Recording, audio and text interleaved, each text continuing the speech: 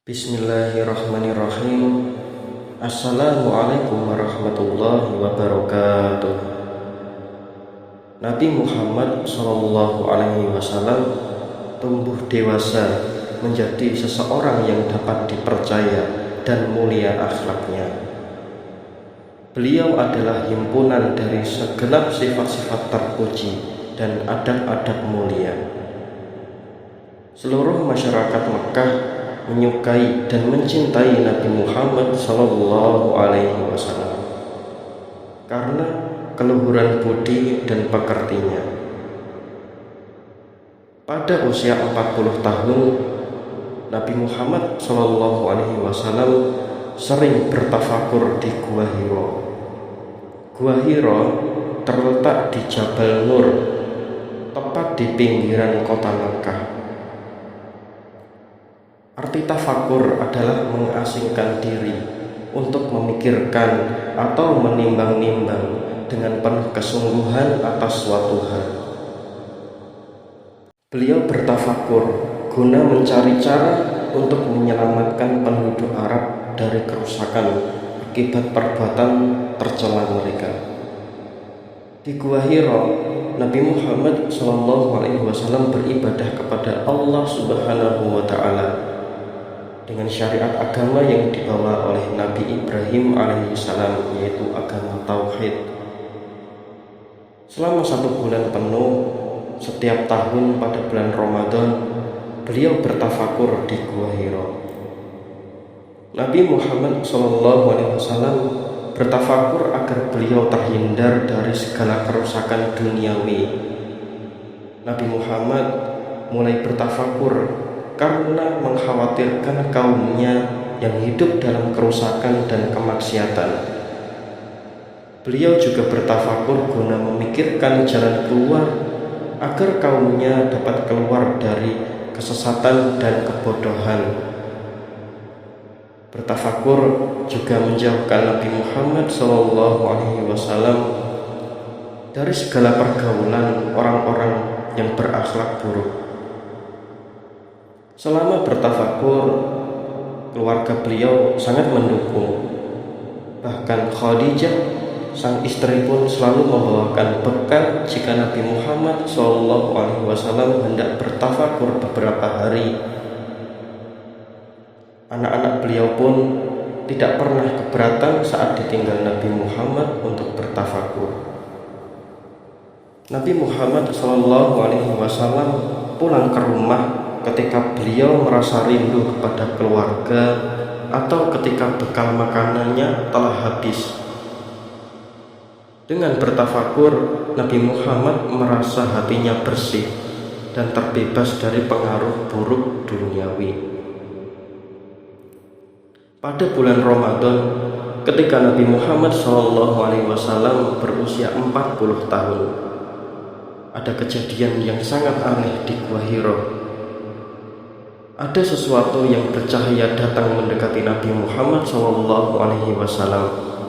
Kemudian muncul malaikat Jibril seraya berkata, "Iqra', bacalah." Nabi Muhammad menjawab, "Aku tidak bisa membaca." Tiba-tiba malaikat Jibril memegang bahu dan merangkul Nabi Muhammad hingga beliau merasakan sesak nafas. Malaikat Jibril seraya berkata lagi, "Bacalah." Nabi Muhammad pun menjawab, "Aku tidak dapat membaca." Malaikat Jibril kembali memegang dan merangkul Nabi Muhammad SAW untuk yang ketiga kalinya, hingga beliau merasa sesak nafas. Malaikat Jibril kemudian melepaskan pegangan kepada Nabi Muhammad SAW seraya berkata, "Iqra' bismi rabbikal ladzi khalaq, khalaqal insana min 'alaq, Iqra' wa rabbukal akram, alladzi 'allama bil qalam, 'allamal insana ma lam ya'lam." Yang artinya, bacalah dengan menyebut nama Tuhanmu yang menciptakan. Dia telah menciptakan manusia dari segumpal darah. Bacalah, dan Tuhanmu lah yang maha mulia. yang mengajarkan manusia dengan pena. Dia mengajarkan manusia apa yang tidak diketahuinya. Quran Surat Al-Alaq ayat 1-5. Nabi Muhammad mengulang bacaan tersebut dengan hati yang bergetar. Kemudian beliau pulang menemui Khadijah seraya berkata, selimutilah aku, selimutilah aku. Khadijah pun menyelimuti Nabi Muhammad karena tubuh beliau menggigil seperti terkena demam yang tinggi. Nabi Muhammad kemudian menceritakan kejadian yang baru saja ia alami. Setelah Khadijah mendengarkan cerita tersebut, ia membawa Nabi Muhammad SAW untuk bertemu dengan anak pamannya, yaitu Waraqah bin Naufal.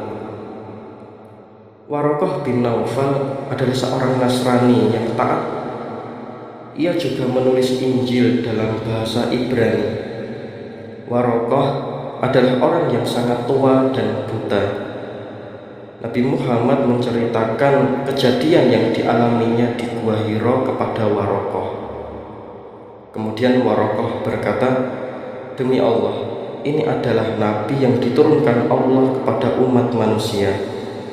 Malaikat Jibril telah datang kepadamu, sebagaimana ia datang kepada Musa. Kaummu akan memusuhimu, melawanmu, dan mengusirmu. Benarkah mereka akan mengusirku? Tanya Nabi Muhammad. Kemudian Waraqah bin Naufal pun menjawab, benar.